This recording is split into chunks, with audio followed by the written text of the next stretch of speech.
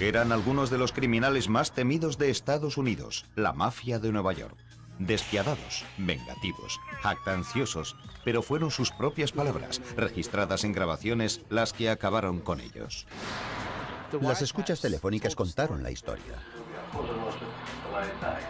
¿Qué mejor prueba puedes pedir? Un puñado de cables y sistemas electrónicos hicieron historia y consiguieron lo que nadie había conseguido hasta entonces: detener a la mafia. Contra la mafia. A principios de la década de los 80, el FBI desmanteló una de las mayores redes de contrabando de heroína del mundo. Fue uno de los casos de escuchas telefónicas más importantes de la historia, cuyos protagonistas fueron la mafia, la heroína y, circunstancialmente, un lugar de reunión muy familiar para los estadounidenses. La prensa la bautizó como la Conexión Pizza. Se trataba de una multimillonaria red de contrabando internacional de heroína dirigida por varios elementos de la mafia siciliana y parte de la familia Bonanno de Nueva York.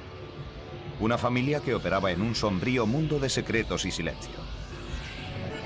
El FBI era consciente de que la única forma de romper ese silencio y conocer esos secretos era tener acceso a sus conversaciones privadas.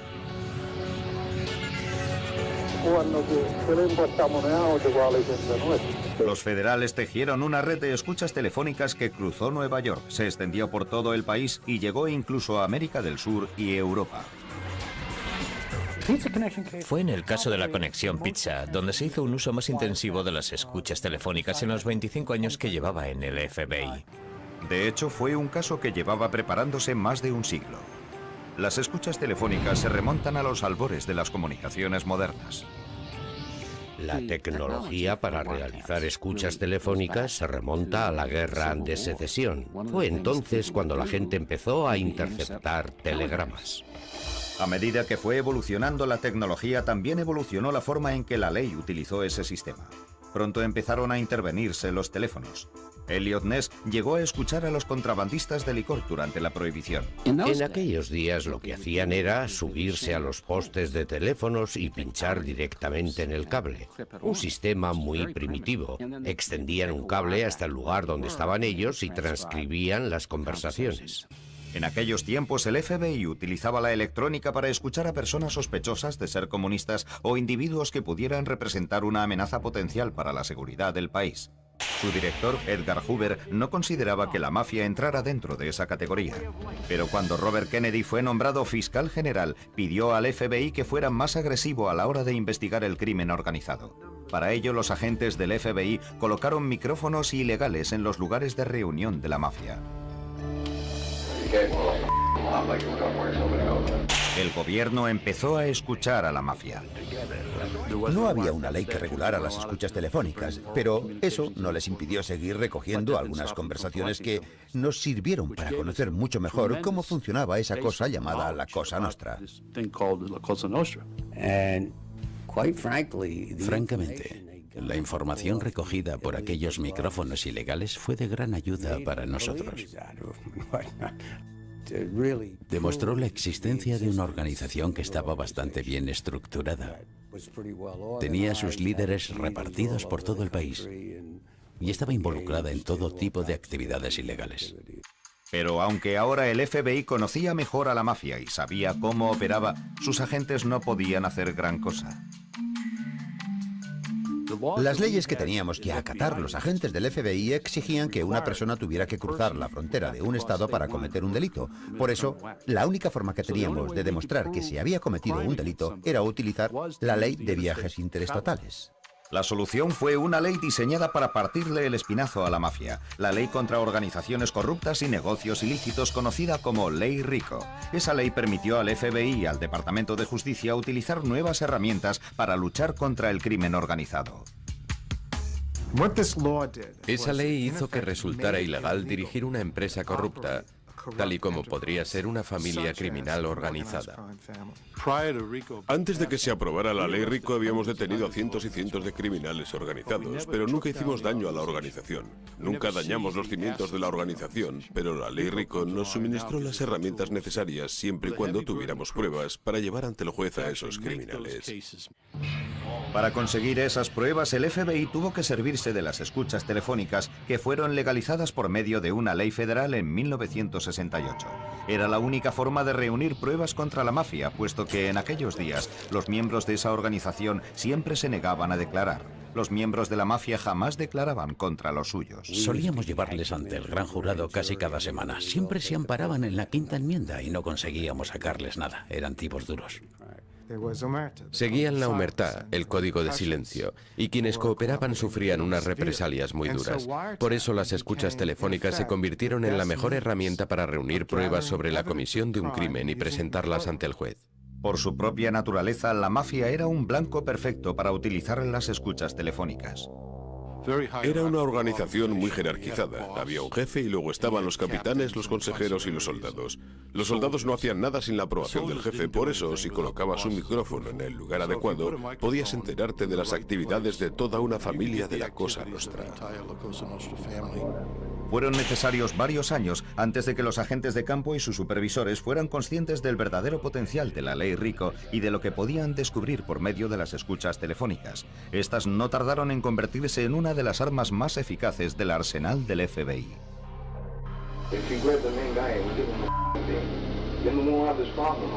A finales de los años 70, el FBI decidió utilizar la ley RICO y las escuchas telefónicas para golpear en el corazón de la mafia, las 5 familias de Nueva York. Y ese fue el principio de lo que acabó siendo la destrucción de la mafia tal y como la conocíamos.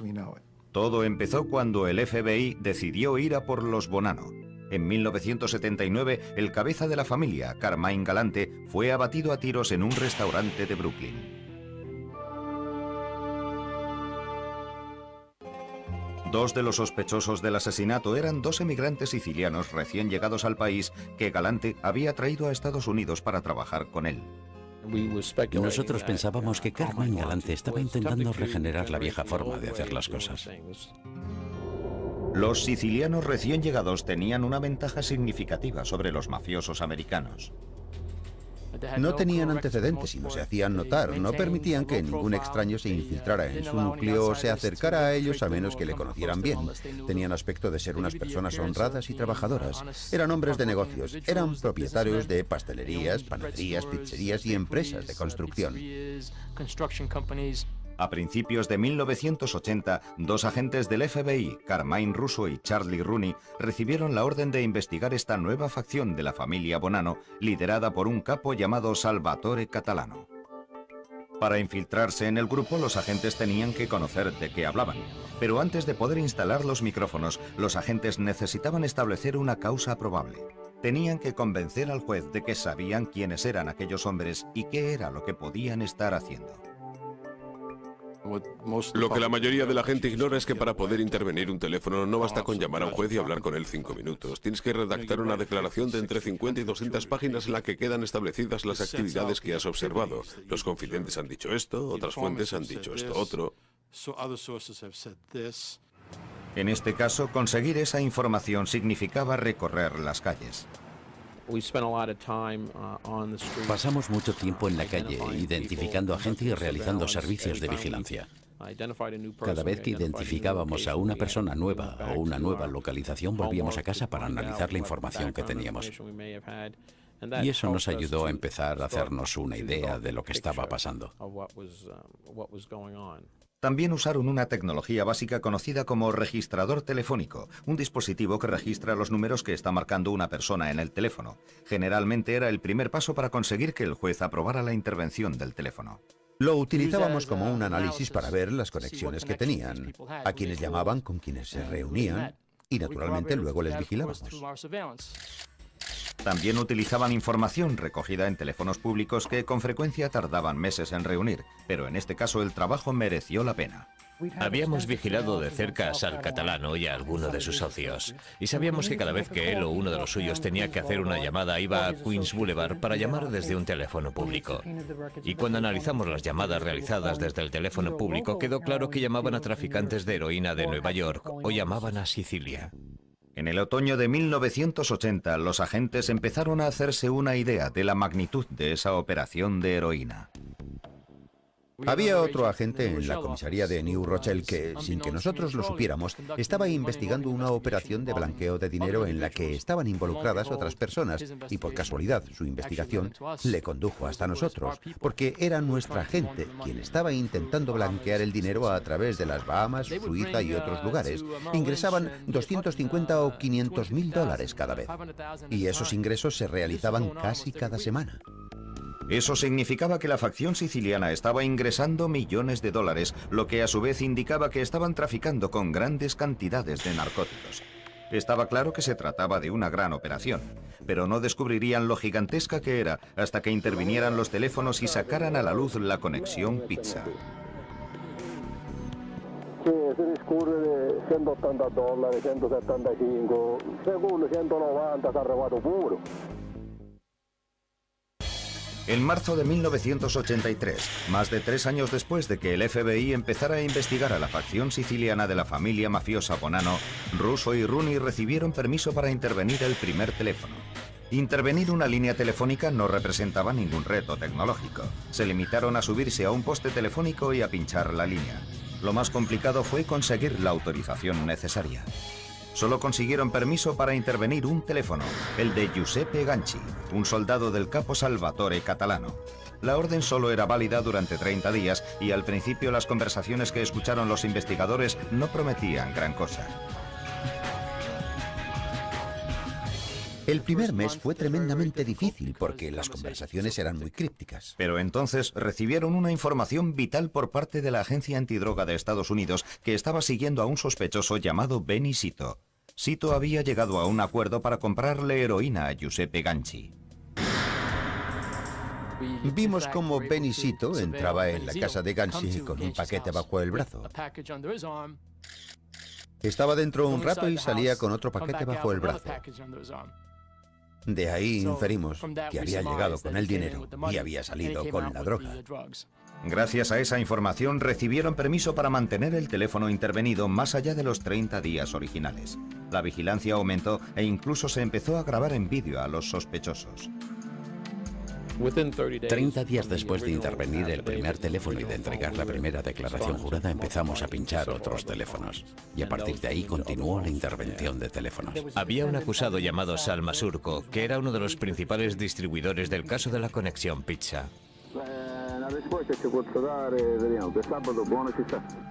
Cuando descubrimos que Catalano llamaba a Masurco, conseguimos el registro de llamadas de Masurco y descubrimos que Sal Masurco llamaba también a otros conocidos traficantes de heroína.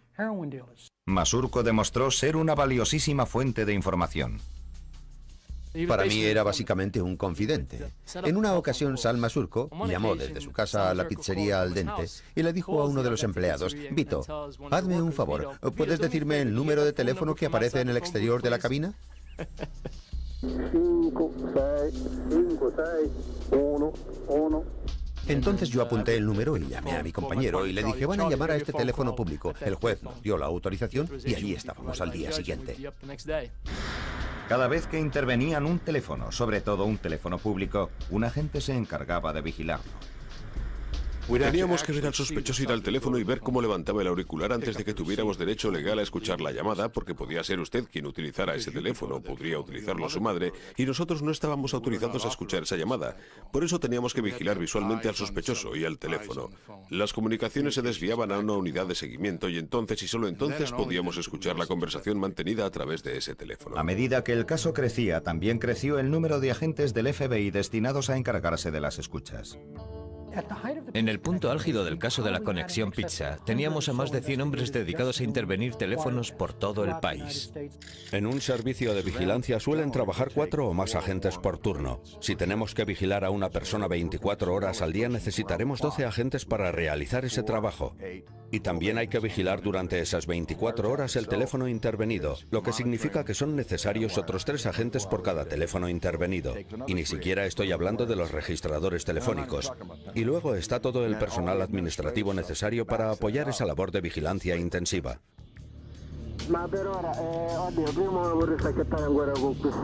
Además, existía otro obstáculo más complicado que la gran cantidad de hombres necesarios para realizar la vigilancia: el idioma.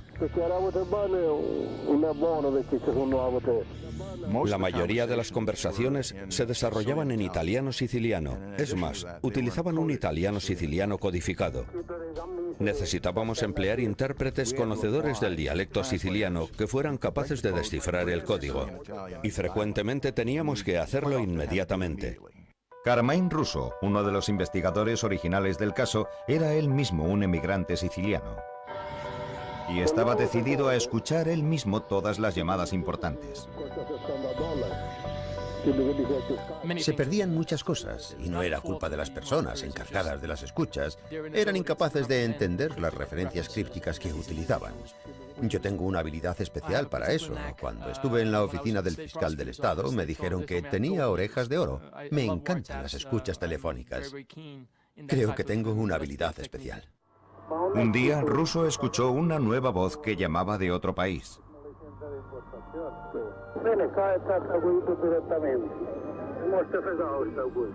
Que yo recordara, no habían mencionado su nombre ni una sola vez.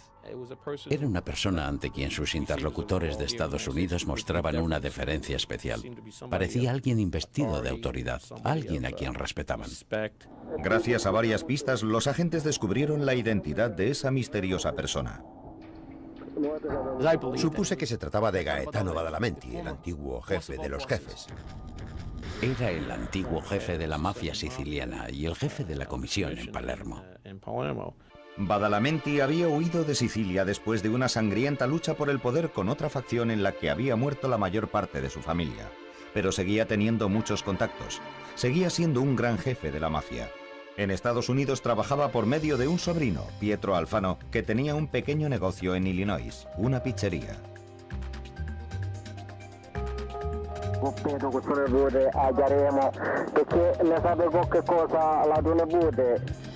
Al igual que pasó con Masurco, Pietro Alfano se convirtió en uno de mis confidentes. Era tan lerdo, tan poco inteligente, que tenía que repetir las cosas varias veces antes de que sus interlocutores se enteraran de lo que tenían que hacer. Como parecía que sus socios estadounidenses no eran capaces de entenderle, Badalamenti se vio obligado a hablar con más claridad. El 8 de febrero se produjo un momento clave. Por fin Badalamenti habló con claridad. Van a llegar 22 latas a Fort Lauderdale.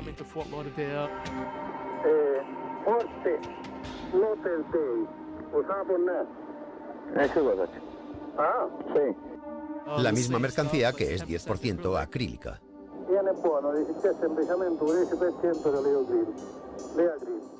Yo empecé a dar saltos mientras escuchaba la conversación. Era el punto culminante de mi carrera, puesto que, después de muchos años de trabajo duro, habíamos llegado hasta aquel hombre que, con sus propias palabras, nos decía exactamente lo que nosotros sospechábamos que llevaba haciendo durante mucho tiempo. Ahora los agentes tenían que encontrar a Badalamenti. Utilizaron lo que entonces era una tecnología nueva para localizar la situación de la persona que realiza una llamada. Y empezaron a seguir sus movimientos primero hasta América del Sur y luego hasta Europa. Finalmente le acorralaron en España. El 8 de abril de 1984, la policía española, actuando gracias a una información suministrada por el FBI, detuvo en Madrid a Badalamenti y a su sobrino Alfano. Al día siguiente, los agentes empezaron a detener a los sospechosos que vivían en Estados Unidos. Se llevaron una gran sorpresa cuando se produjo su detención. ¿Cómo han podido pillarnos? Hablábamos en siciliano. ¿Cómo ha podido ser? Ahora los federales se encontraban con otro problema: reunir a un jurado que entendiera lo que estaban haciendo. El obstáculo que teníamos que superar era que un jurado de 12 personas no puede escuchar las conversaciones que están grabadas en un idioma extranjero. Teníamos que explicarles lo que decían por escrito. La única forma que teníamos de presentar las conversaciones en el juicio era mediante transcripciones. Pero las transcripciones fueron más que suficientes para reunir las pruebas necesarias para presentar la llamada Conexión Pizza. Fuimos capaces de demostrar que los acusados habían comprado al menos 2 kilos de cocaína pura para refinarla en Sicilia y posteriormente distribuirla en Estados Unidos a través de una red que traficaba con heroína por varios millones de dólares. Gaetano Badalamenti, Sal Catalano, Giuseppe Ganci y 14 acusados más resultaron condenados tras un juicio que duró 17 meses. Otros acusados fueron juzgados en Sicilia. Se había desmantelado una de las redes de tráfico de droga más importantes del mundo. Las escuchas telefónicas habían reescrito las reglas y habían cambiado para siempre la forma de luchar contra el crimen. Las escuchas telefónicas fueron la prueba angular del caso. Es cierto que hubo que seguir investigando después de las escuchas y las detenciones, pero las escuchas telefónicas contaron la historia. Las escuchas telefónicas continuarían contando la historia de la lucha contra la mafia de Nueva York en los próximos años.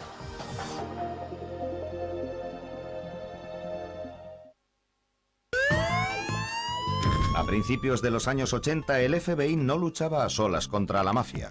La Fuerza Operativa contra el Crimen Organizado del Estado de Nueva York se unió a la lucha, centrándose en Tony Dax Corallo, cabeza de una de las 5 familias, la familia Lucchese. Los Lucchese, junto a otra de las familias, los Gambino, se estaban apoderando del negocio privado de la recogida de basuras. El especialista de la familia Lucchese en el negocio de la recogida de basuras era Sal Avellino.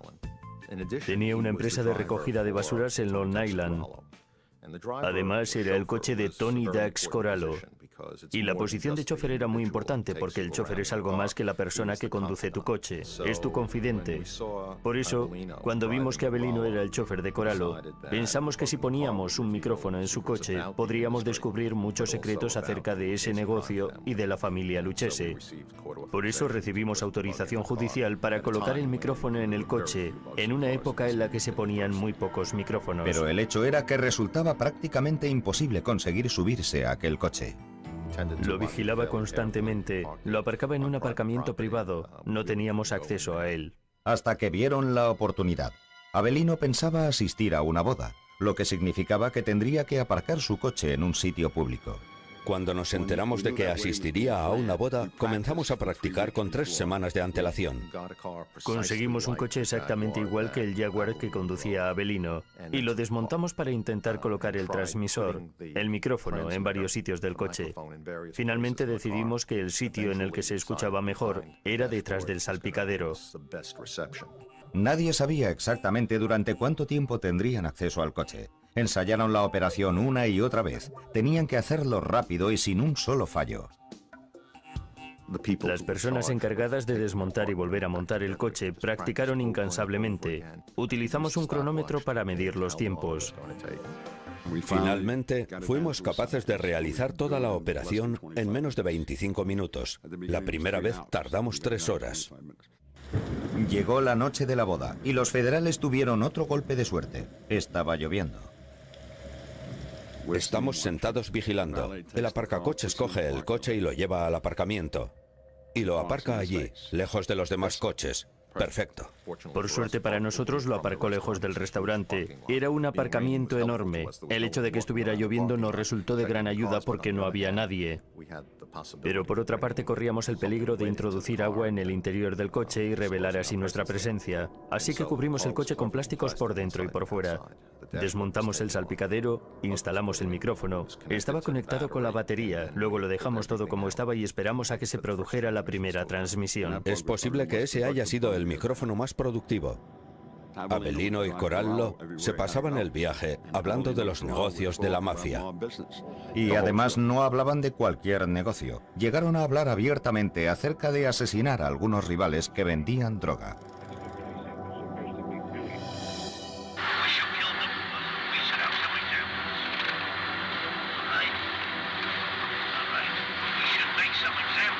Los investigadores supieron que habían dado en el blanco cuando comunicaron a la prensa la nueva información que tenían sobre la estructura de la familia Lucchese y esta fue publicada. Al día siguiente en la grabación, Corallo parecía impresionado.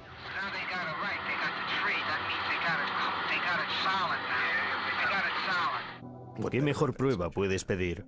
Los miembros de la familia Lucchese no eran los únicos que recibían atención por parte de la ley.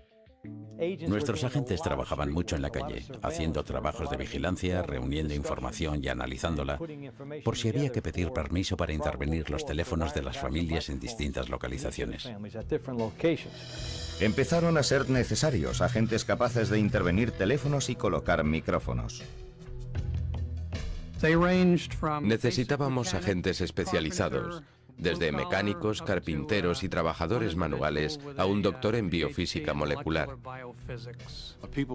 Agentes con conocimientos de electrónica y agentes con conocimientos de carpintería, gente diestra con las manos, lo que se llama el típico manitas, gente capaz de improvisar y de ser lo suficientemente flexible para adaptarse a las condiciones siempre cambiantes con las que podían encontrarse en cada momento. Gente que se sintiera cómoda corriendo riesgos.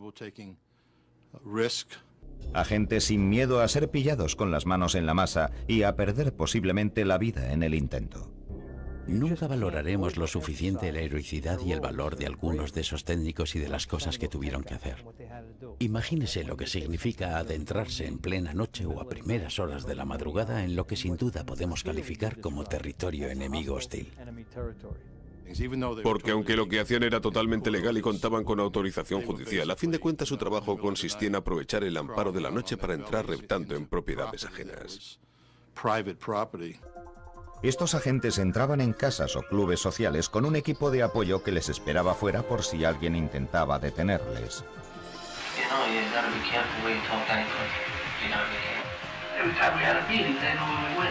Y aunque no tuvieran que trabajar de noche, los instaladores nunca sabían con lo que podían encontrarse. En una ocasión, 2 agentes entraron en la casa de un sospechoso y se encontraron con algo que no esperaban: a la madre del sospechoso cocinando. Le dijeron que eran técnicos. Entonces ella les dijo: oh, creía que erais agentes del FBI que veníais a pinchar nuestros teléfonos. Era una señora ya mayor. Y nuestros hombres dijeron: ¿agentes del FBI? Sí, seguro. Entonces la señora prendió el cuchillo y les dijo: sí, porque si creyera que sois del FBI os cortaría los con esto. Y probablemente lo decía en serio.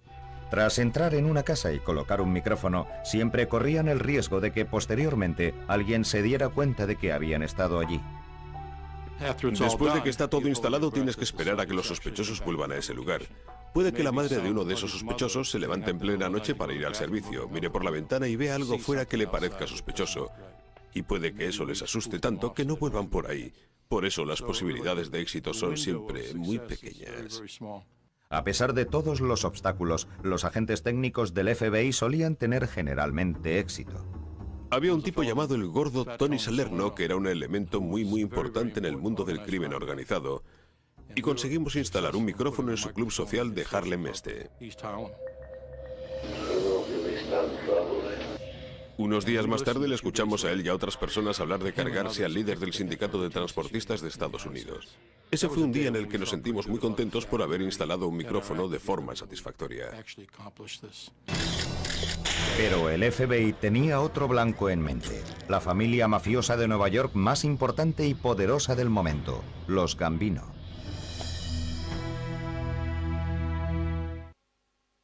A principios de la década de los 80, el objetivo número 1 del FBI era Paul Castellano, jefe de la familia Gambino. Esa familia tenía alrededor de 21 capitanes y cerca de 300 miembros. Era muy activa en actividades ilegales. En esa época, el jefe de la familia Gambino, la familia más importante del país, era el capo di tutti capi, el jefe de todos los jefes. Castellano era conocido como el Don de Cuello Blanco. Se consideraba un verdadero hombre de negocios. Los agentes que seguían a los Gambino necesitaban información y una causa probable para poder detener a Castellano.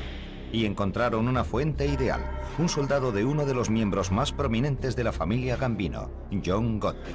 Este soldado, Angelo Ruggiero, tenía muchas cosas que decir. En 1981 nos concentramos en Angelo Ruggiero porque era un bocazas. Le gustaba mucho hablar, hablaba por teléfono. Era un buen blanco para nuestro equipo de vigilancia electrónica. Fingiendo ser técnicos, los agentes instalaron un micrófono en la pequeña cocina de la casa de Ruggiero en Long Island. Casi inmediatamente escucharon una conversación que les llenó de preocupación.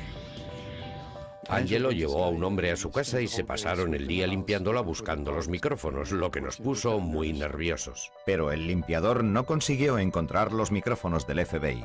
Al final del día, el tío le dijo a Angelo: tengo una noticia buena y otra mala. La buena es que tu casa está limpia. La mala es que 2 de tus teléfonos están pinchados. Y Angelo dijo: lo sabía. Sabía que me habían pinchado los teléfonos. Al asegurar a Ruggiero que podía hablar en su casa tranquilamente, el limpiador ayudó sin querer a los investigadores. Era lo mejor que nos podía pasar. Ruggiero se sentía cómodo en su casa, cada vez invitaba a más personas y hablaban de traficantes de heroína, 2 kilos por aquí, 1 kilo por allá. Hablaban del precio, hablaban acerca de la droga con toda tranquilidad. También hablaron de los negocios de la familia Gambino y sus conversaciones les condujeron a Paul Castellano. Mucha gente visitaba a Castellano en su casa y luego iba a casa de Ruggiero y comentaba lo que había hablado allí, quién había sido ascendido, etc. Basándonos en esas conversaciones y en los soplos de otros confidentes, conseguimos una orden judicial para instalar un micrófono en la residencia de Paul Castellano. Ahora sabían dónde celebraba Castellano sus reuniones, en un pequeño comedor junto a la cocina de su casa en State Island, una mansión construida a imagen y semejanza de la Casa Blanca. Tenía una especie de castillo en Staten Island, que estaba ocupado 24 horas al día, 7 días a la semana por miembros de su familia criminal. Contaba con un buen sistema de seguridad. Tenía hombres que vigilaban la casa por la noche. Nuestros técnicos tuvieron muchísimos problemas para conseguir entrar en la casa, pero tuvieron paciencia. Finalmente, en 1983, varias semanas después de conseguir la autorización, encontraron un pretexto para entrar en la casa. Según la ley, puedes utilizar trucos para conseguir hacer efectiva una orden del juez, siempre y cuando no cometas errores de bulto y dispongas de una explicación que sea factible, aceptable y ayude a avanzar el curso de la investigación. Puedes presentarte como un técnico, puedes presentarte como un instalador eléctrico o como un operario de la compañía telefónica. El FBI cortó el servicio de uno de los electrodomésticos de la casa. Castellano pensó que se había roto y llamó para quejarse. Un agente, haciéndose pasar por un técnico, llevó una pieza de repuesto que ocultaba en su interior varios micrófonos. Castellano no sospechó nada. Ese alarde de creatividad me permitió acceder a la casa. Pero resultó que entrar en la casa una vez no fue suficiente. Un día después de la instalación, se desató una tormenta eléctrica. Un rayo cayó sobre la línea de conexión e hizo explotar un diodo del micrófono. Así que tuve que entrar por segunda vez. El FBI instaló un puesto de escucha cerca de la casa. Alquilamos un apartamento encima de la consulta de un médico bajo nombre falso y así fue como lo utilizamos para nuestro plan. Instalamos un puesto de escucha compuesto por una serie de grabadoras que, por cierto, en aquellos tiempos pesaban 20 kilos cada una. No utilizamos ninguna grabadora de cassettes ni nada que fuera pequeño o portátil. Pero el micrófono no funcionó como ellos esperaban. A Castellano le gustaba sintonizar una emisora de radio de fondo y esa radio ahogaba todas las conversaciones. Así que llamaron a Washington para pedir ayuda a los agentes anticomunistas del FBI, que seguían contando con los mejores equipos. Utilizamos el sistema de cancelación digital adaptiva para poder capturar todo el audio. Primero identificas las fuentes que no quieres que figuren en el producto final y luego las borras digitalmente. Los agentes se quedaron asombrados al comprobar la potencia de su nuevo equipo. Pasaron horas trabajando, tenían cajas, luces, aquello parecía un salón de videojuegos o el interior de un submarino nuclear.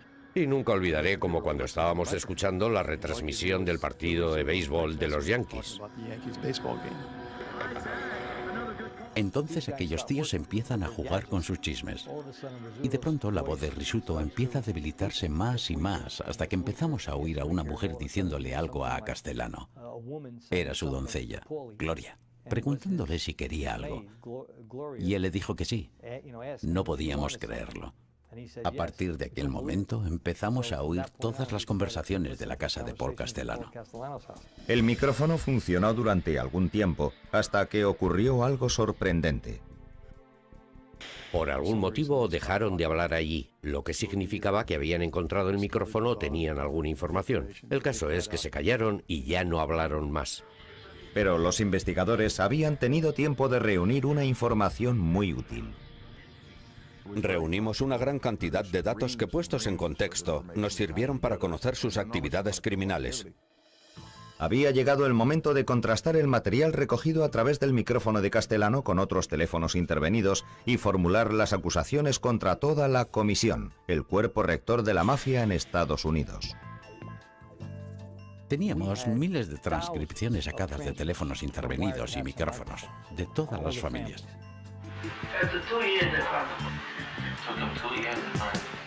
El FBI recibía información de varias fuentes, información acerca de los métodos de trabajo de la comisión en aquellos momentos. En el pasado, toda aquella información se hubiera quedado allí, en el archivo de una familia concreta, pero ahora podíamos reunir toda la información y formular simultáneamente las acusaciones contra todos los jefes de las familias. En febrero de 1985 todo quedó dispuesto y los federales detuvieron a los jefes de todas las familias mafiosas, incluido Paul Castellano. Estaban en el coche con él, le conducían ante el juez que iba a procesarle y entonces oyó por la radio como una de las principales causas del éxito de la investigación había sido el micrófono instalado en casa de Paul Castellano. Y él preguntó, ¿pusisteis un micrófono en mi casa? Y le dijeron que sí, y no podía creerlo. No podía creer que hubiésemos entrado en su casa. Ahí se desinfló. Recuerdo que Andy me dijo que se quedó blanco como un fantasma porque se dio cuenta de que aquel era el final. Estaba acabado. El caso contra la comisión demostró el valor de las escuchas telefónicas no solo para reunir información, sino para presentar las acusaciones ante el juez. Las escuchas telefónicas proporcionan unas pruebas muy sólidas. Son pruebas directas, sobre todo cuando las personas escuchadas bajan la guardia y dejan de hablar en clave. El jurado oye cómo es el propio acusado quien habla del crimen que se ha cometido. Todos los acusados fueron condenados. 7 de ellos recibieron sentencias de 100 años de cárcel. Pero el FBI aún tenía a otro jefe de la mafia en su lista. Lenta pero implacablemente, las investigaciones del FBI estaban acabando con las familias mafiosas de Nueva York. La mayoría de sus jefes estaban detenidos o algo peor. John Gotti, el capo de la familia Gambino, ordenó el asesinato de Paul Castellano antes de que éste pudiera ser juzgado. Las cintas que el FBI le había grabado a Angelo Ruggiero, el soldado de Gotti, revelaban que Ruggiero traficaba con heroína. Y como sabemos, el tráfico de narcóticos es ilegal. Una de las principales razones por las que John Gotti asesinó a Castellano fue para adelantarse a los acontecimientos. Sabía que cuando Castellano conociera el contenido de las cintas grabadas a Ruggiero, se vería obligado a ordenar el asesinato de Gotti y sus hombres. Pero los hombres de Gotti golpearon primero, delante del restaurante Sparks, en pleno Manhattan. Fue el 16 de diciembre de 1985. Las calles estaban llenas de gente haciendo las compras de Navidad. Fue un asesinato casi público, realmente brutal, que colocó a John Gotti debajo de los focos. Se había convertido en jefe de la familia Gambino y demostró ser un jefe muy diferente a Castellano. Gotti era casi un personaje público, lo cual es algo contraproducente para una sociedad secreta. A fin de cuentas, le hizo más daño a la mafia que ningún otro gángster, porque provocó al gobierno y se convirtió a sí mismo en un espectáculo. Y como resultado, el gobierno invirtió mucho tiempo y dinero en cazarle a él y a todos los que estaban relacionados con él.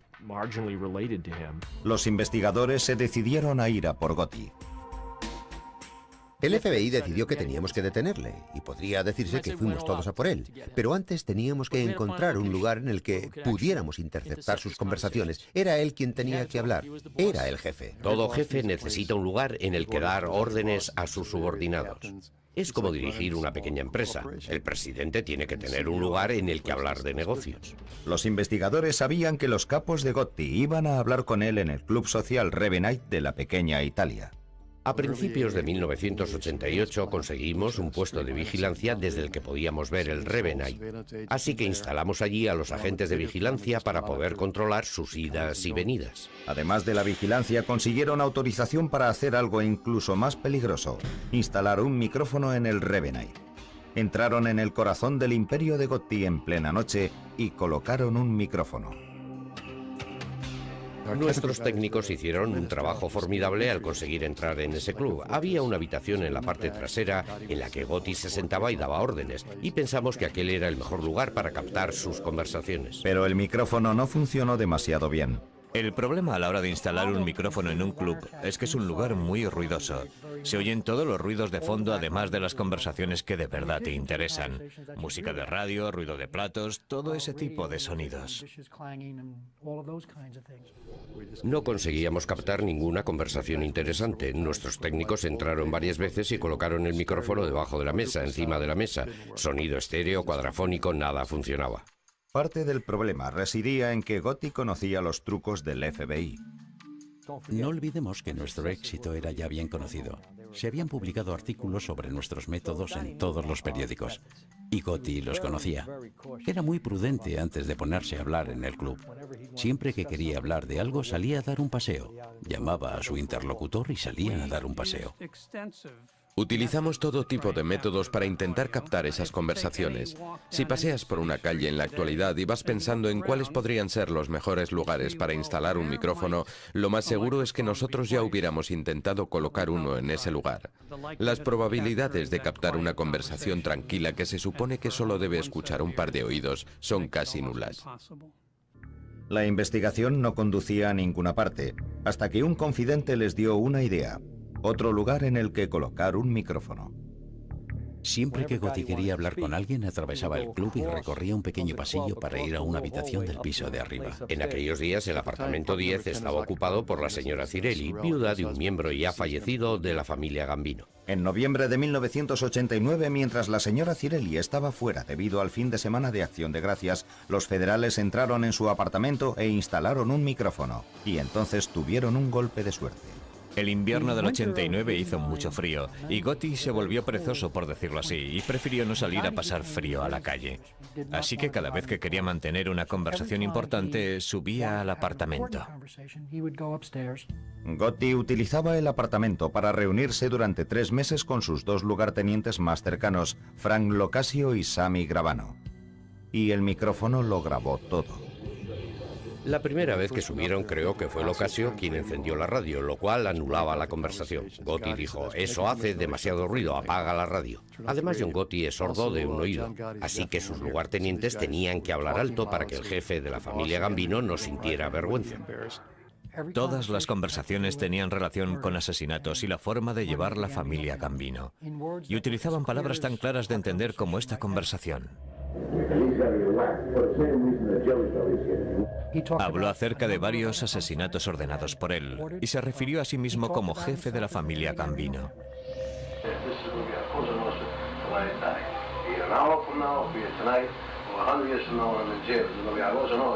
Incluso llegó a predecir su propio destino. Las autoridades detuvieron a Gotti y a sus lugartenientes Frank Locasio y Sammy el Toro Gravano a finales de 1990. Los acusados pronto se dieron cuenta de la solidez de las pruebas presentadas contra ellos. En un caso, eso marcó la diferencia. Cuando Gravano escuchó las cintas, se dio cuenta de que le íbamos a encerrar de por vida. Sam era consciente de que las cintas eran demoledoras y que si le acusaban de asesinato y salía condenado del juicio iba a caerle una cadena perpetua. Ese tipo de cosas suelen ser un incentivo muy importante para algunos acusados, que en cuanto son conscientes de la naturaleza y la gravedad de las pruebas, no dudan en colaborar con el gobierno. Gravano accedió a declarar contra Gotti. En aquellos momentos se convirtió en el mayor traidor de la mafia de la historia. Pero el testigo más importante fue el propio John Gotti, o más bien sus palabras.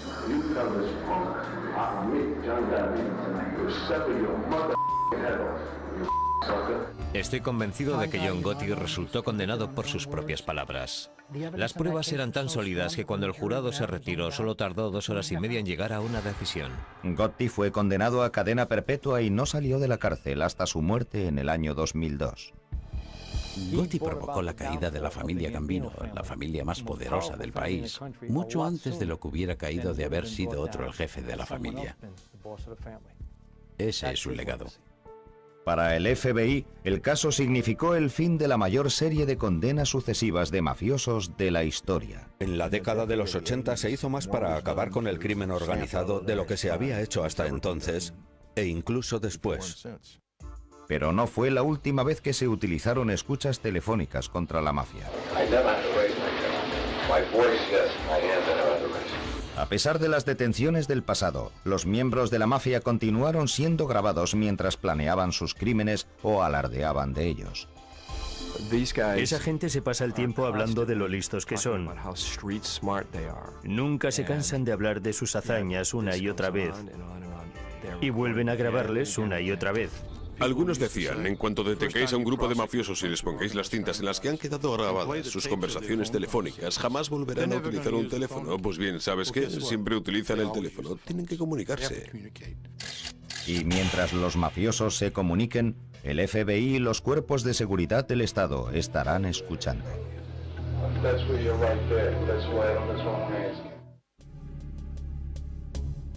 Pero si se vive a uno competente.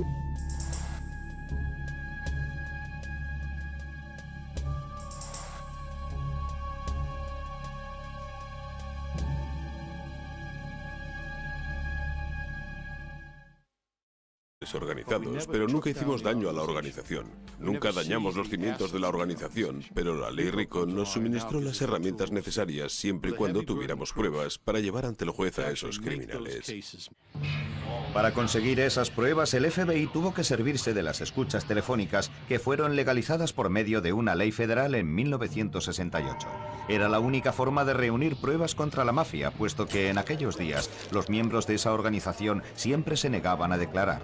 Los miembros de la mafia jamás declaraban contra los suyos. Solíamos llevarles ante el gran jurado casi cada semana. Siempre se amparaban en la quinta enmienda y no conseguíamos sacarles nada. Eran tipos duros. Seguían la omertá, el código de silencio, y quienes cooperaban sufrían unas represalias muy duras. Por eso las escuchas telefónicas se convirtieron en la mejor herramienta para reunir pruebas sobre la comisión de un crimen y presentarlas ante el juez. Por su propia naturaleza, la mafia era un blanco perfecto para utilizar las escuchas telefónicas. Era una organización muy jerarquizada. Había un jefe y luego estaban los capitanes, los consejeros y los soldados. Los soldados no hacían nada sin la prueba. Una familia que operaba en un sombrío mundo de secretos y silencio. El FBI era consciente de que la única forma de romper ese silencio y conocer esos secretos era tener acceso a sus conversaciones privadas.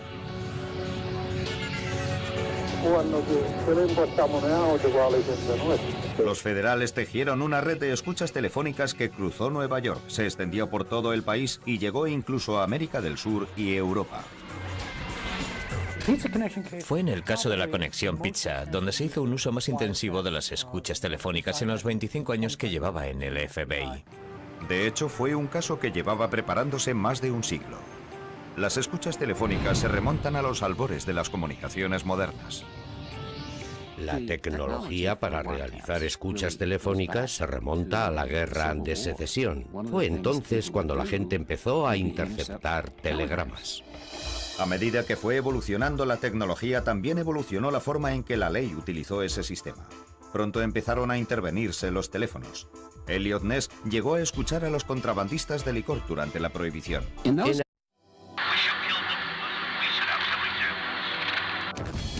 Eran algunos de los criminales más temidos de Estados Unidos, la mafia de Nueva York. Despiadados, vengativos, jactanciosos, pero fueron sus propias palabras, registradas en grabaciones, las que acabaron con ellos. Las escuchas telefónicas contaron la historia. ¿Qué mejor prueba puedes pedir? Un puñado de cables y sistemas electrónicos hicieron historia y consiguieron lo que nadie había conseguido hasta entonces: detener a la mafia. Contra la mafia. A principios de la década de los 80, el FBI desmanteló una de las mayores redes de contrabando de heroína del mundo. Fue uno de los casos de escuchas telefónicas más importantes de la historia, cuyos protagonistas fueron la mafia, la heroína y, circunstancialmente, un lugar de reunión muy familiar para los estadounidenses. La prensa la bautizó como la Conexión Pizza. Se trataba de una multimillonaria red de contrabando internacional de heroína dirigida por varios elementos de la mafia siciliana y parte de la familia Bonanno de Nueva York. Ayuda para nosotros. Demostró la existencia de una organización que estaba bastante bien estructurada. Tenía a sus líderes repartidos por todo el país y estaba involucrada en todo tipo de actividades ilegales. Pero aunque ahora el FBI conocía mejor a la mafia y sabía cómo operaba, sus agentes no podían hacer gran cosa. Las leyes que teníamos que acatar los agentes del FBI exigían que una persona tuviera que cruzar la frontera de un estado para cometer un delito. Por eso, la única forma que teníamos de demostrar que se había cometido un delito era utilizar la ley de viajes interestatales.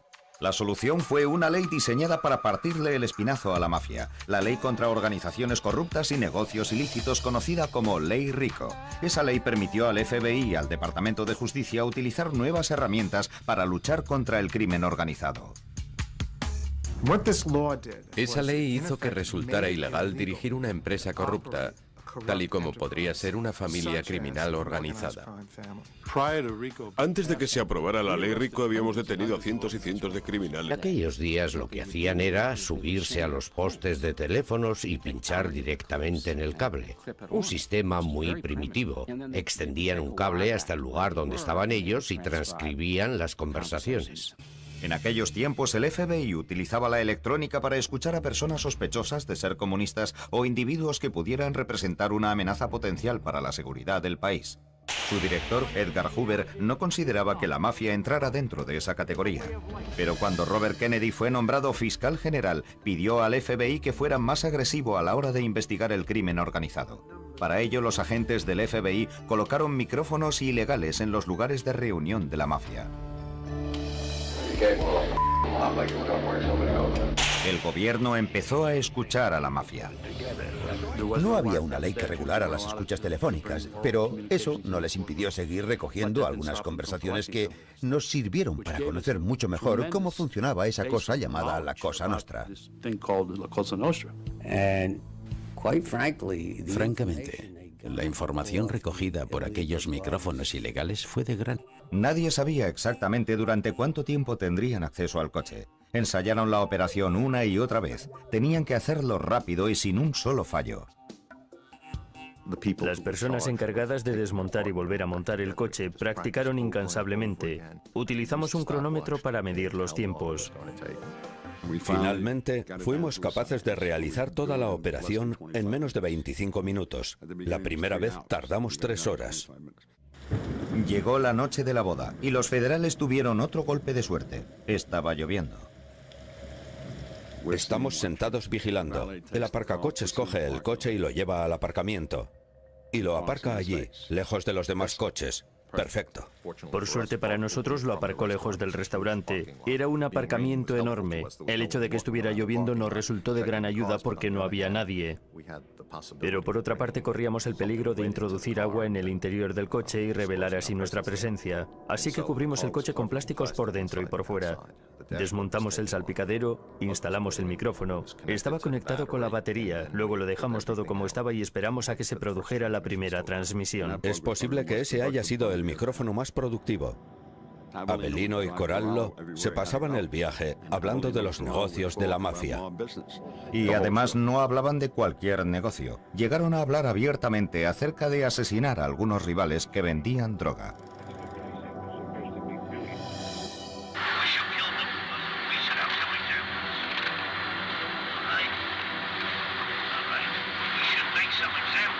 Los investigadores supieron que habían dado en el blanco cuando comunicaron a la prensa la nueva información que tenían sobre la estructura de la familia Lucchese y esta fue publicada. Al día siguiente en la grabación, Corallo parecía impresionado.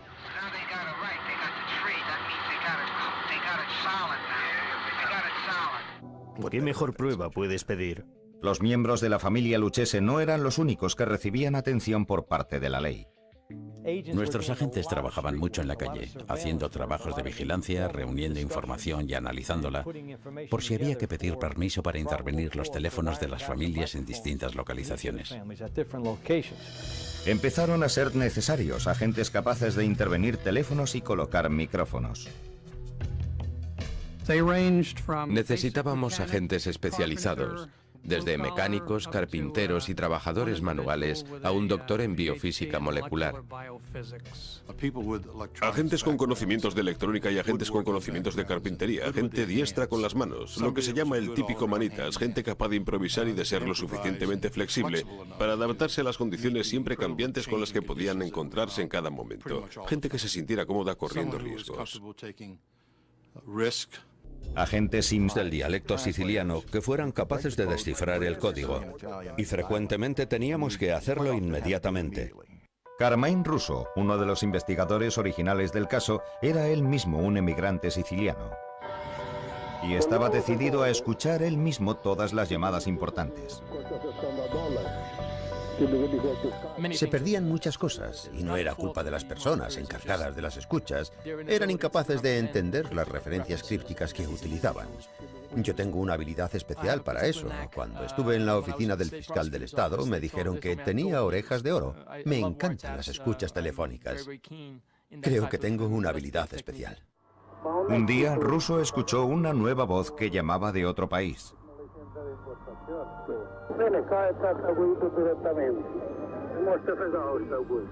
Que yo recordara, no habían mencionado su nombre ni una sola vez. Era una persona ante quien sus interlocutores de Estados Unidos mostraban una deferencia especial. Parecía alguien investido de autoridad, alguien a quien respetaban. Gracias a varias pistas, los agentes descubrieron la identidad de esa misteriosa persona.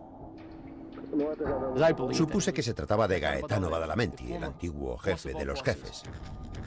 Era el antiguo jefe de la mafia siciliana y el jefe de la comisión en Palermo. Badalamenti había huido de Sicilia después de una sangrienta lucha por el poder con otra facción en la que había muerto la mayor parte de su familia. Pero seguía teniendo muchos contactos. Seguía siendo un gran jefe de la mafia.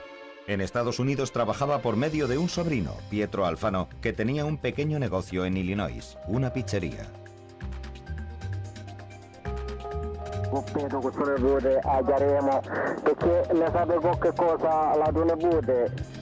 Al igual que pasó con Mazurko, Pietro Alfano se convirtió en uno de mis confidentes. Era tan lerdo, tan poco inteligente, que tenía que repetir las cosas varias veces antes de que sus interlocutores se enteraran de lo que tenían que hacer. Como parecía que sus socios estadounidenses no eran capaces de entenderle, Badalamenti se vio obligado a hablar con más claridad. El 8 de febrero se produjo un momento clave. Por fin Badalamenti habló con claridad. Van a llegar 22 latas a Fort Lauderdale.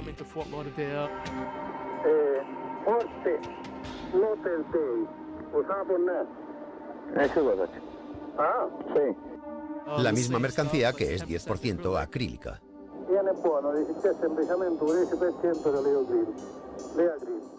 Yo empecé a dar saltos mientras escuchaba la conversación. Era el punto culminante de mi carrera, puesto que, después de muchos años de trabajo duro, habíamos llegado hasta aquel hombre que, con sus propias palabras, nos decía exactamente lo que nosotros sospechábamos que llevaba haciendo durante mucho tiempo. Ahora los agentes tenían que encontrar a Badalamenti. No tenían antecedentes y no se hacían notar. No permitían que ningún extraño se infiltrara en su núcleo o se acercara a ellos a menos que le conocieran bien.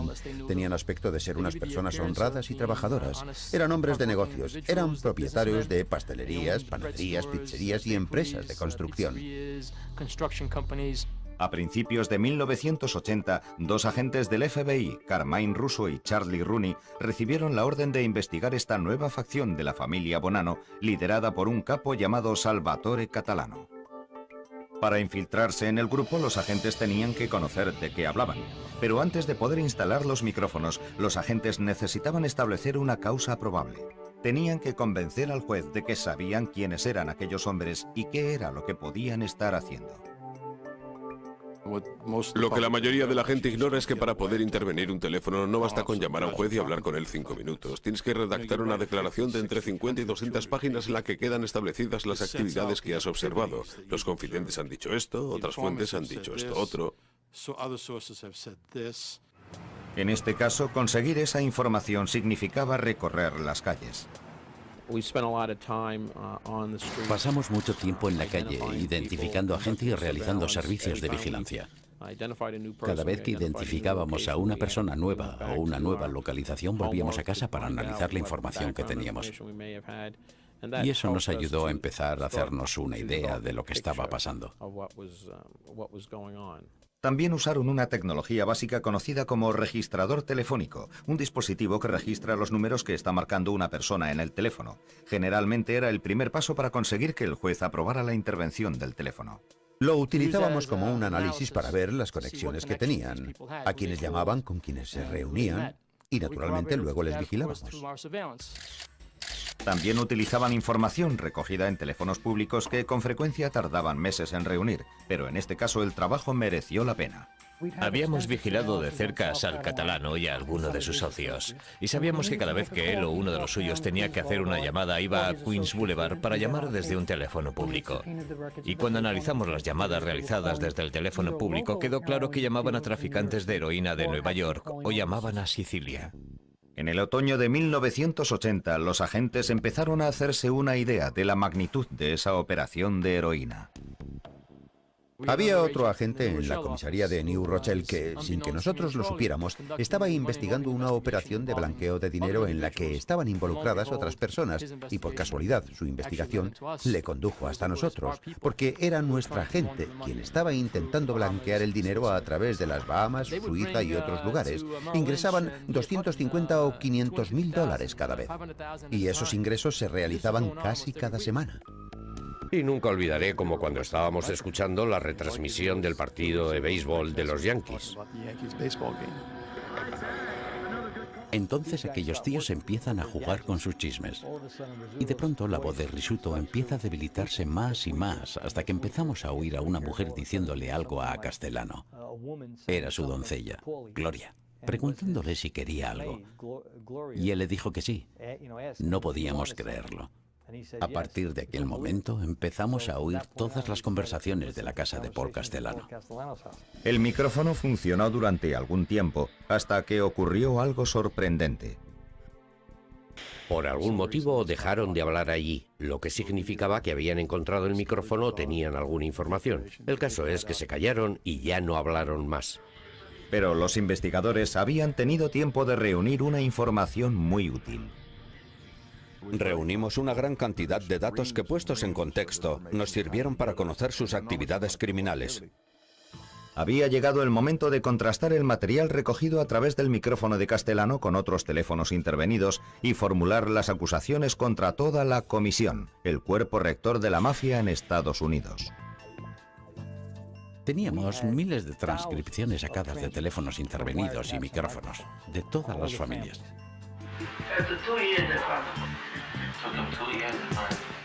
El FBI recibía información de varias fuentes, información acerca de los métodos de trabajo de la comisión en aquellos momentos.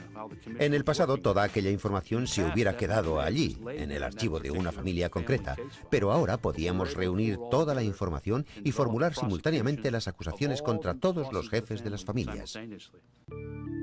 En febrero de 1985 todo quedó dispuesto y los federales detuvieron a los jefes de todas las familias mafiosas, incluido Paul Castellano.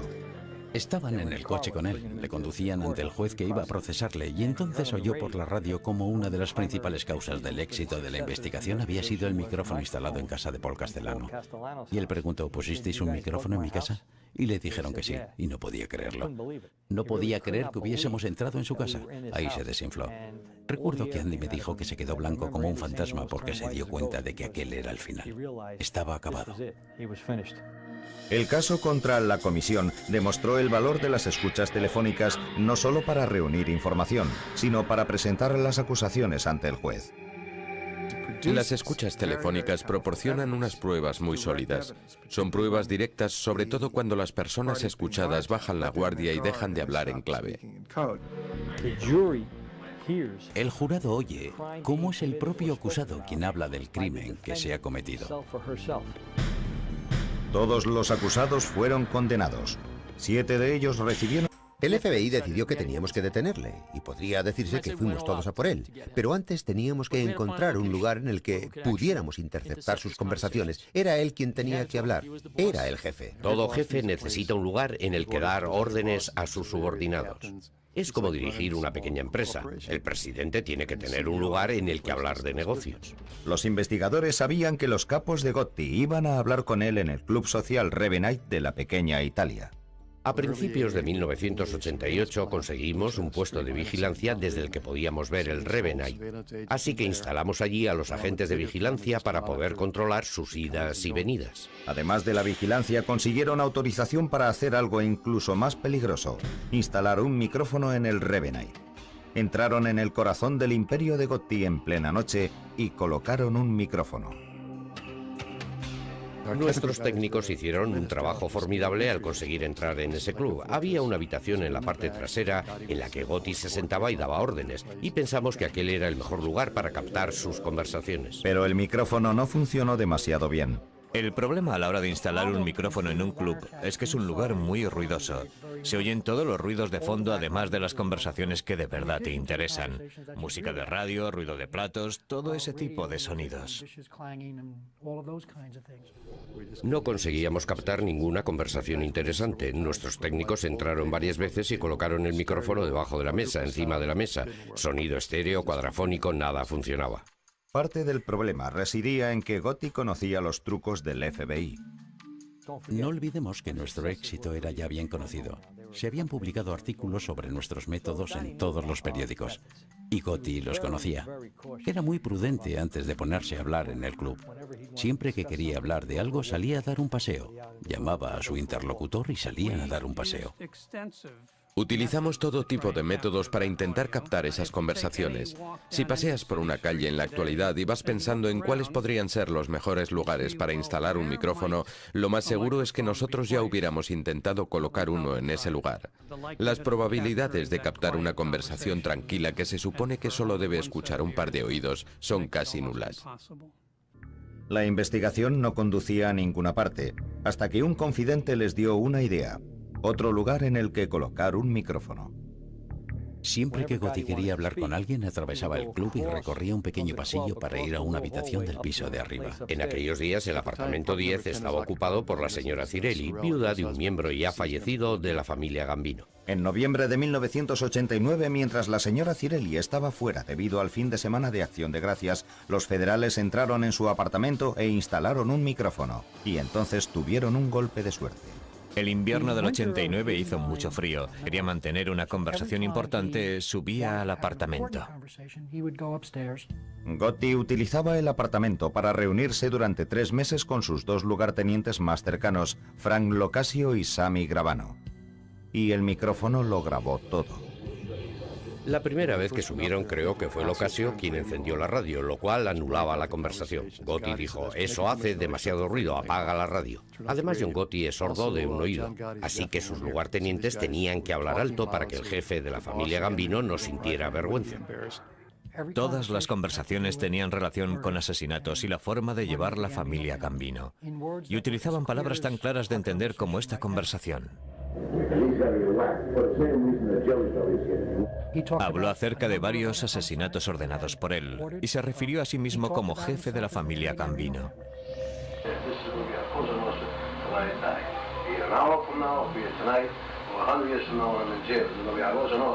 Incluso llegó a predecir su propio destino.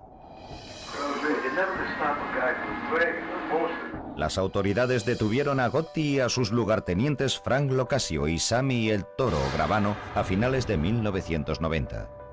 Los acusados pronto se dieron cuenta de la solidez de las pruebas presentadas contra ellos. En un caso, eso marcó la diferencia. Cuando Gravano escuchó las cintas, se dio cuenta de que le íbamos a encerrar de por vida. Sam era consciente de que las cintas eran demoledoras y que si le acusaban de asesinato y salía condenado del juicio, iba a caerle una cadena perpetua. Ese tipo de cosas suelen ser un incentivo muy importante para algunos acusados, que en cuanto son conscientes de la naturaleza y la gravedad de las pruebas, no dudan en colaborar con el gobierno. Gravano accedió a declarar contra Gotti.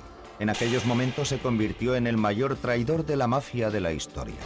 Pero el testigo más importante fue el propio John Gotti, o más bien sus palabras.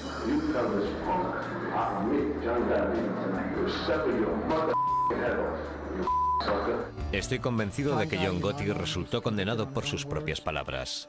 Las pruebas eran tan sólidas que cuando el jurado se retiró solo tardó 2 horas y media en llegar a una decisión.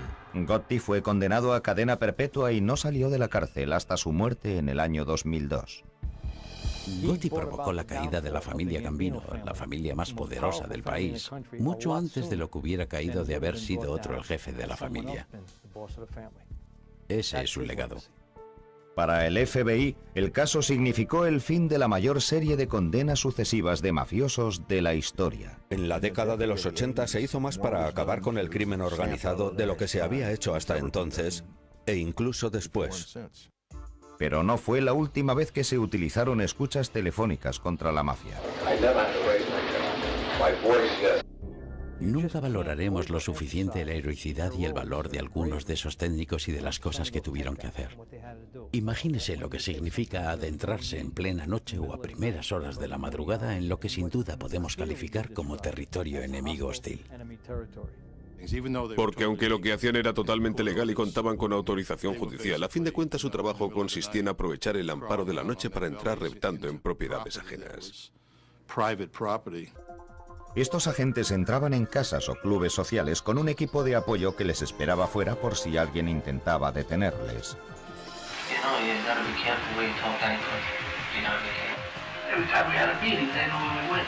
Y aunque no tuvieran que trabajar de noche, los instaladores nunca sabían con lo que podían encontrarse. En una ocasión, 2 agentes entraron en la casa de un sospechoso y se encontraron con algo que no esperaban: a la madre del sospechoso cocinando. Le dijeron que eran técnicos. Entonces ella les dijo: oh, creía que erais agentes del FBI que veníais a pinchar nuestros teléfonos. Era una señora ya mayor. Y nuestros hombres dijeron: ¿agentes del FBI? Sí, seguro. Entonces la señora prendió el cuchillo y les dijo: sí, porque si creyera que sois del FBI os cortaría los con esto. Y probablemente lo decía en serio. Tras entrar en una casa y colocar un micrófono, siempre corrían el riesgo de que posteriormente alguien se diera cuenta de que habían estado allí. Después de que está todo instalado, tienes que esperar a que los sospechosos vuelvan a ese lugar. Puede que la madre de uno de esos sospechosos se levante en plena noche para ir al servicio, mire por la ventana y vea algo fuera que le parezca sospechoso. Y puede que eso les asuste tanto que no vuelvan por ahí. Por eso las posibilidades de éxito son siempre muy pequeñas. A pesar de todos los obstáculos, los agentes técnicos del FBI solían tener generalmente éxito. Había un tipo llamado el gordo Tony Salerno que era un elemento muy importante en el mundo del crimen organizado. Y conseguimos instalar un micrófono en su club social de Harlem Este. Unos días más tarde le escuchamos a él y a otras personas hablar de cargarse al líder del sindicato de transportistas de Estados Unidos. Ese fue un día en el que nos sentimos muy contentos por haber instalado un micrófono de forma satisfactoria. Pero el FBI tenía otro blanco en mente: la familia mafiosa de Nueva York más importante y poderosa del momento, los Gambino.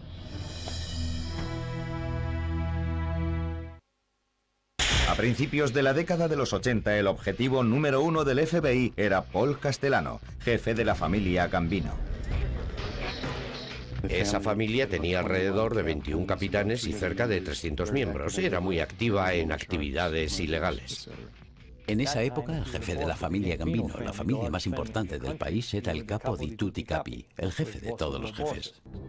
Castellano era conocido como el Pruebas contra la mafia, puesto que en aquellos días los miembros de esa organización siempre se negaban a declarar. Los miembros de la mafia jamás declaraban contra los suyos. Solíamos llevarles ante el gran jurado casi cada semana. Siempre se amparaban en la quinta enmienda y no conseguíamos sacarles nada. Eran tipos duros. Seguían la omertá, el código de silencio, y quienes cooperaban sufrían unas represalias muy duras. Por eso las escuchas telefónicas se convirtieron en la mejor herramienta para reunir pruebas sobre la comisión de un crimen y presentarlas ante el juez. Por su propia naturaleza, la mafia era un blanco perfecto para utilizar en las escuchas telefónicas. Era una organización muy jerarquizada. Había un jefe y luego estaban los capitanes, los consejeros y los soldados. Los soldados no hacían nada sin la Una familia que operaba en un sombrío mundo de secretos y silencio. El FBI era consciente de que la única forma de romper ese silencio y conocer esos secretos era tener acceso a sus conversaciones privadas.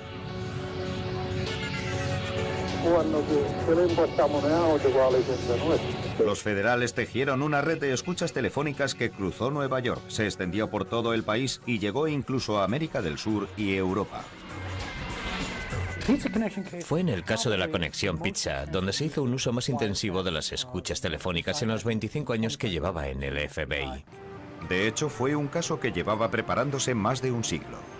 Las escuchas telefónicas se remontan a los albores de las comunicaciones modernas. La tecnología para realizar escuchas telefónicas se remonta a la Guerra de Secesión. Fue entonces cuando la gente empezó a interceptar telegramas. A medida que fue evolucionando la tecnología, también evolucionó la forma en que la ley utilizó ese sistema. Pronto empezaron a intervenirse los teléfonos. Elliot Ness llegó a escuchar a los contrabandistas de licor durante la prohibición.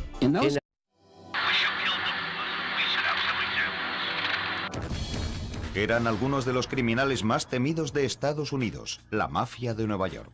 Despiadados, vengativos, jactanciosos, pero fueron sus propias palabras, registradas en grabaciones, las que acabaron con ellos. Las escuchas telefónicas contaron la historia. ¿Qué mejor prueba puedes pedir? Un puñado de cables y sistemas electrónicos hicieron historia y consiguieron lo que nadie había conseguido hasta entonces: detener a la mafia. Contra la mafia. A principios de la década de los 80, el FBI desmanteló una de las mayores redes de contrabando de heroína del mundo. Fue uno de los casos de escuchas telefónicas más importantes de la historia, cuyos protagonistas fueron la mafia, la heroína y, circunstancialmente, un lugar de reunión muy familiar para los estadounidenses. La prensa la bautizó como la Conexión Pizza. Se trataba de una multimillonaria red de autoridad, alguien a quien respetaban. Gracias a varias pistas, los agentes descubrieron la identidad de esa misteriosa persona. Supuse que se trataba de Gaetano Badalamenti, el antiguo jefe de los jefes. Era el antiguo jefe de la mafia siciliana y el jefe de la comisión en Palermo. Badalamenti había huido de Sicilia después de una sangrienta lucha por el poder con otra facción en la que había muerto la mayor parte de su familia. Pero seguía teniendo muchos contactos. Seguía siendo un gran jefe de la mafia. En Estados Unidos trabajaba por medio de un sobrino, Pietro Alfano, que tenía un pequeño negocio en Illinois, una pizzería.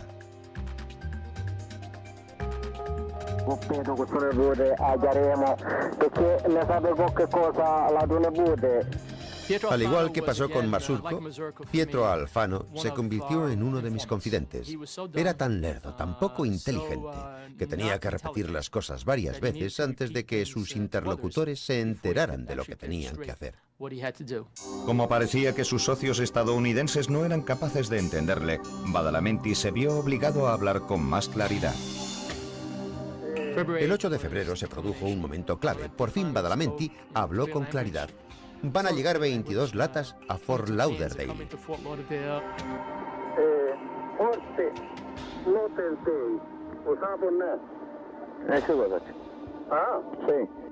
La misma mercancía que es 10% acrílica.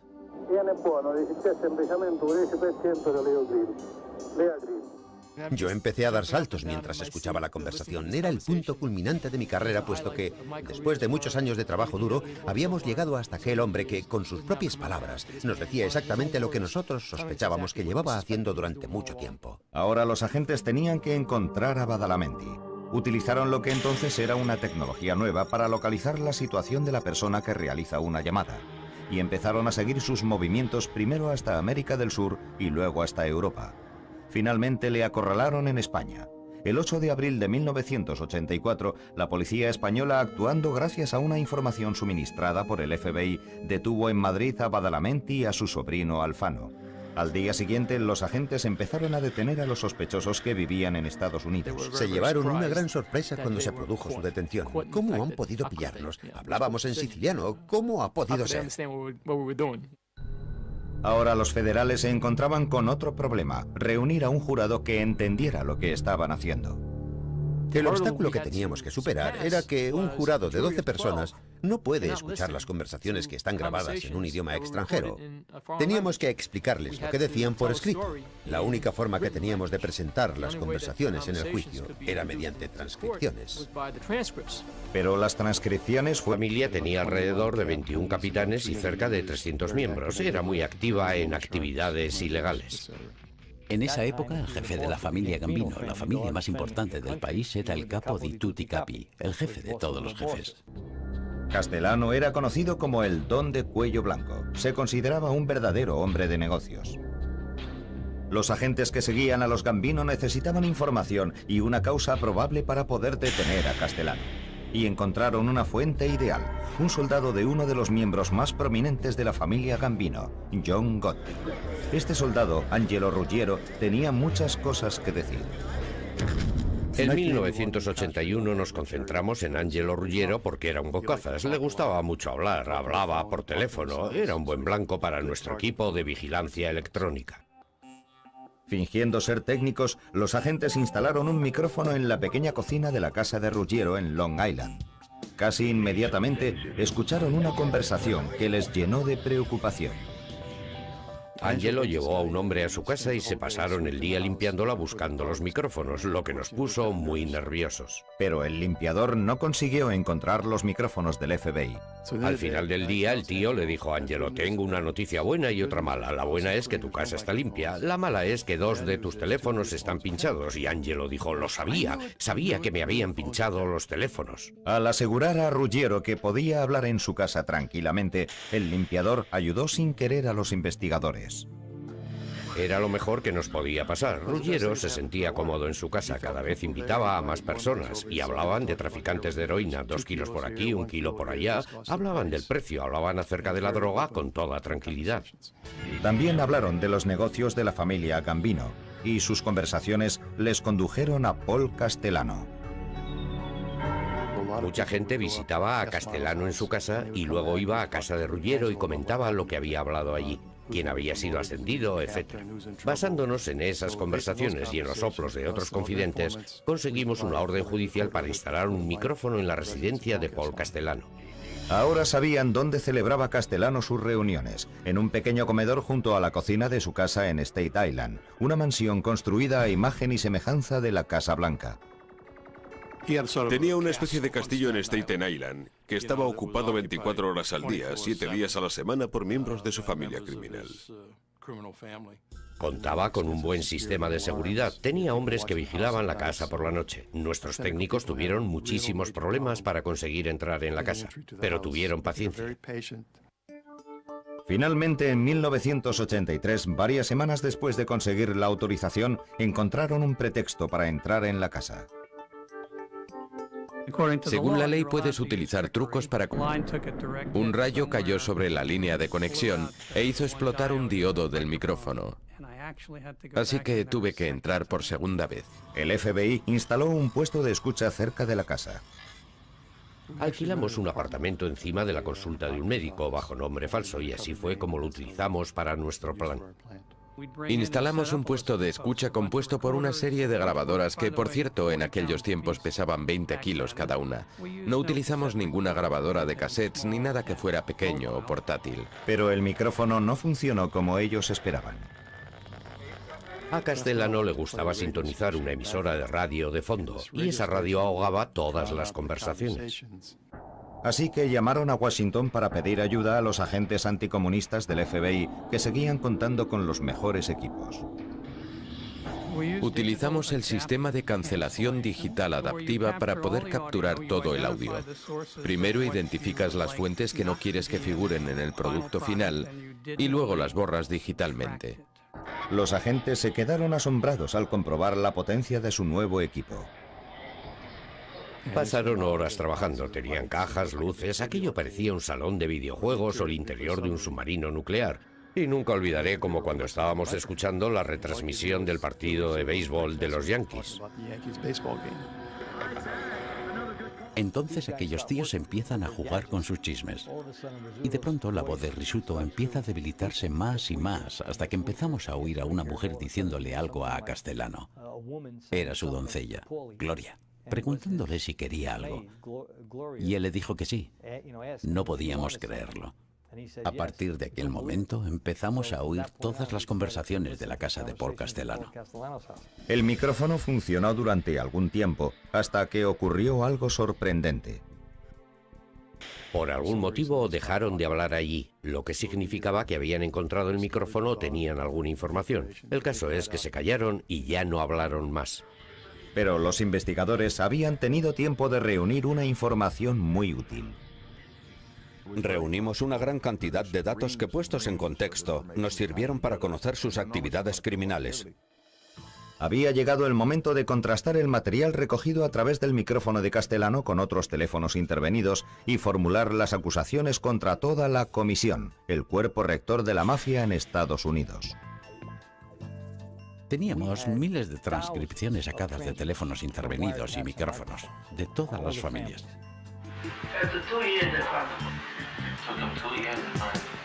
El FBI recibía información de varias fuentes, información acerca de los métodos de trabajo de la comisión en aquellos momentos. En el pasado, toda aquella información se hubiera quedado allí, en el archivo de una familia concreta. Vigilancia electrónica. Fingiendo ser técnicos, los agentes instalaron un micrófono en la pequeña cocina de la casa de Ruggiero en Long Island. Casi inmediatamente escucharon una conversación que les llenó de preocupación. Angelo llevó a un hombre a su casa y se pasaron el día limpiándola buscando los micrófonos, lo que nos puso muy nerviosos. Pero el limpiador no consiguió encontrar los micrófonos del FBI. Al final del día, el tío le dijo a Angelo: tengo una noticia buena y otra mala. La buena es que tu casa está limpia. La mala es que 2 de tus teléfonos están pinchados. Y Angelo dijo: lo sabía. Sabía que me habían pinchado los teléfonos. Al asegurar a Ruggiero que podía hablar en su casa tranquilamente, el limpiador ayudó sin querer a los investigadores. Era lo mejor que nos podía pasar. Ruggiero se sentía cómodo en su casa, cada vez invitaba a más personas y hablaban de traficantes de heroína, 2 kilos por aquí, 1 kilo por allá, hablaban del precio, hablaban acerca de la droga con toda tranquilidad. También hablaron de los negocios de la familia Gambino y sus conversaciones les condujeron a Paul Castellano. Mucha gente visitaba a Castellano en su casa y luego iba a casa de Ruggiero y comentaba lo que había hablado allí, quién había sido ascendido, etc. Basándonos en esas conversaciones y en los soplos de otros confidentes, conseguimos una orden judicial para instalar un micrófono en la residencia de Paul Castellano. Ahora sabían dónde celebraba Castellano sus reuniones, en un pequeño comedor junto a la cocina de su casa en State Island, una mansión construida a imagen y semejanza de la Casa Blanca. Tenía una especie de castillo en Staten Island, que estaba ocupado 24 horas al día, 7 días a la semana por miembros de su familia criminal. Contaba con un buen sistema de seguridad. Tenía hombres que vigilaban la casa por la noche. Nuestros técnicos tuvieron muchísimos problemas para conseguir entrar en la casa, pero tuvieron paciencia. Finalmente, en 1983, varias semanas después de conseguir la autorización, encontraron un pretexto para entrar en la casa. Según la ley, puedes utilizar trucos para conseguir hacer efectiva una orden del juez, siempre y cuando no cometas errores de bulto y dispongas de una explicación que sea factible, aceptable y ayude a avanzar el curso de la investigación. Puedes presentarte como un técnico, puedes presentarte como un instalador eléctrico o como un operario de la compañía telefónica. El FBI cortó el servicio de uno de los electrodomésticos de la casa. Castellano pensó que se había roto y llamó para quejarse. Un agente, haciéndose pasar por un técnico, llevó una pieza de repuesto que ocultaba en su interior varios micrófonos. Castellano no sospechó nada. Ese alarde de creatividad me permitió acceder a la casa. Pero resultó que entrar en la casa una vez no fue suficiente.